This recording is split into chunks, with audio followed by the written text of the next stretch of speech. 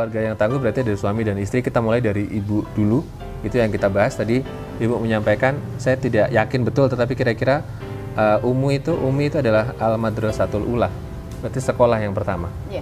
Bagaimana seorang ibu bisa memahami konsep ini sehingga memang menyadari kewajibannya itu tidak sekedar membesarkan, ngasih makan, tetapi mendidik. Bahkan ketika masih sangat kecil itu kan sudah harus ada pendidikannya ya Bu ya.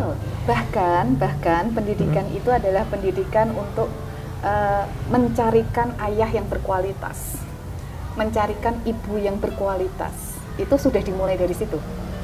Hak anak itu. Berarti orang mau menikah pun seharusnya harus pertimbangan panjang. Orang mau menikah itu harusnya belajar dulu. Gitu.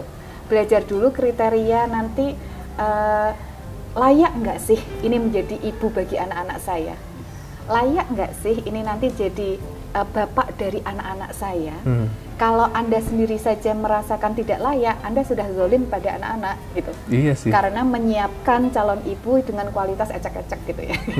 Dengan kualitas yang tidak sempurna, kemudian kualitasnya nggak layak untuk menjadi ibu, ini bahaya. Kalau sekedar menjadi bapak, sekedar menjadi ibu, yang ada di kepalanya hanya mendapatkan uang sebanyak-banyaknya.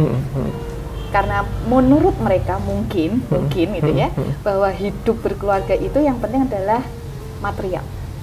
Secara materi, gitu ya, secara materi. Banyak yang begitu. Ya, yang penting adalah gimana caranya saya dapat mendapatkan uang banyak, kemudian saya bisa mendapatkan sekolah yang terbagus untuk anak-anak saya bisa membayarnya dengan banyak sekali dan selesai. Padahal seharusnya adalah seperti ini, secara fitrah gitu ya, secara fitrah. Anak usia 0 sampai 12 tahun itu adalah berada di tangan keluarga kecil. 0 sampai 12. Ya, pendidikan anak itu berada di tangan keluarga kecilnya. Kemudian 12 sampai dengan 15, pendidikan anak ini berada di tangan keluarga kecil plus komunitas. Yang utama masih keluarga kecil. Ya, keluarga kecilnya plus komunitas sekitarnya, lingkungan di antara anak-anak itu. Kemudian usia 15 tahun ke atas, pendidikan anak ini berada di tangan dirinya sendiri, karena sudah akil balik, berada di tangan dirinya sendiri dan komunitas di sekitarnya. Keluarga sudah mulai berkurang. Iya.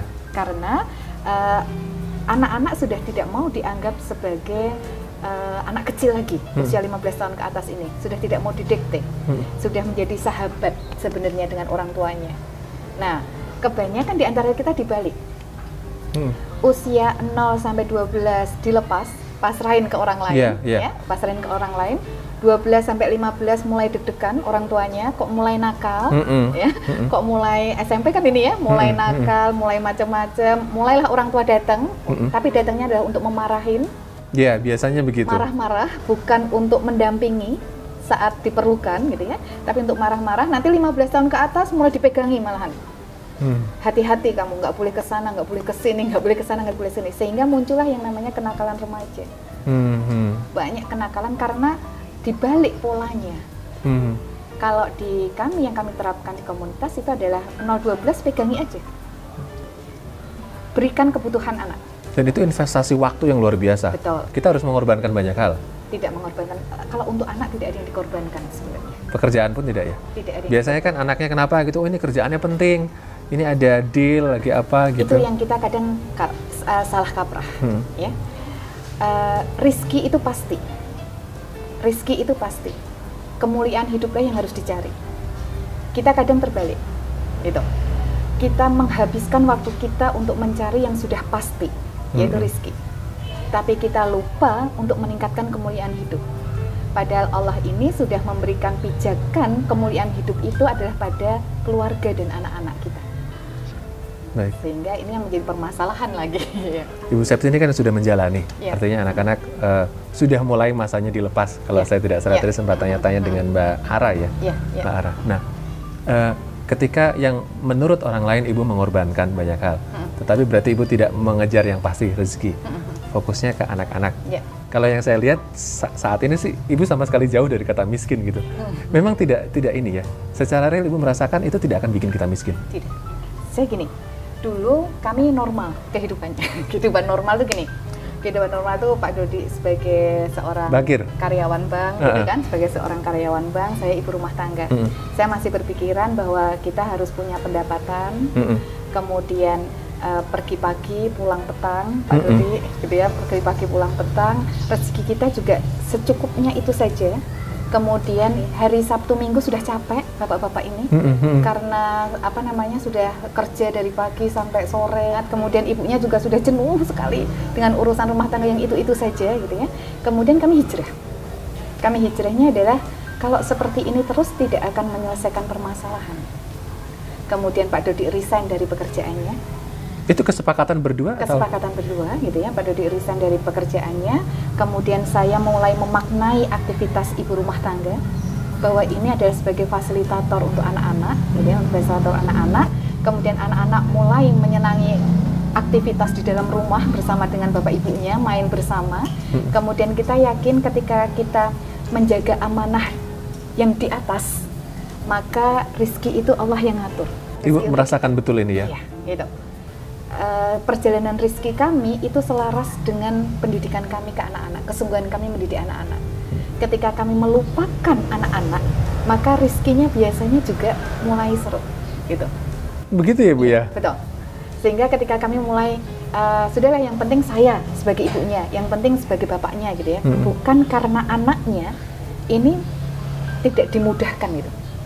Tapi ketika kami melangkahkan kaki keluar rumah karena ini demi perkembangan anak-anak nantinya, kami ajak anak-anak kemana-mana, maka biasanya rizki itu mengalir dengan sangat enak. Nah, kami merasakan itu. Ternyata rizki itu pasti, kemuliaanlah yang harus dicari.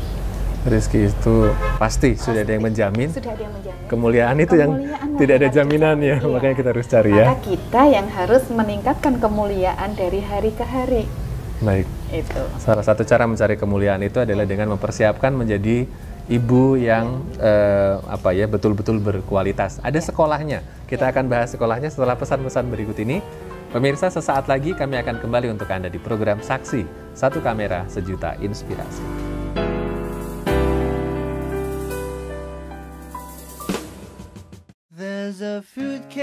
Saksikan saya di Saksi, Satu Kamera Sejuta Inspirasi.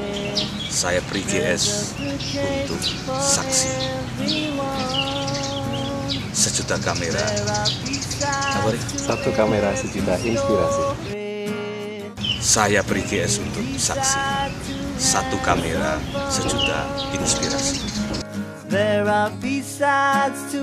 Salam hormat pada semua pemirsa dan pengguna Saksi. Satu kamera sejuta inspirasi. Sejuta inspirasi. Sebenarnya inspirasi sejuta tidak cukup, semuanya harus tidak terbatas. Saksikan program yang menarik, Saksi. Saksikan baik-baik dan salah satu inspirasi. Saksikan kami hanya di Saksi, Satu Kamera Sejuta Inspirasi.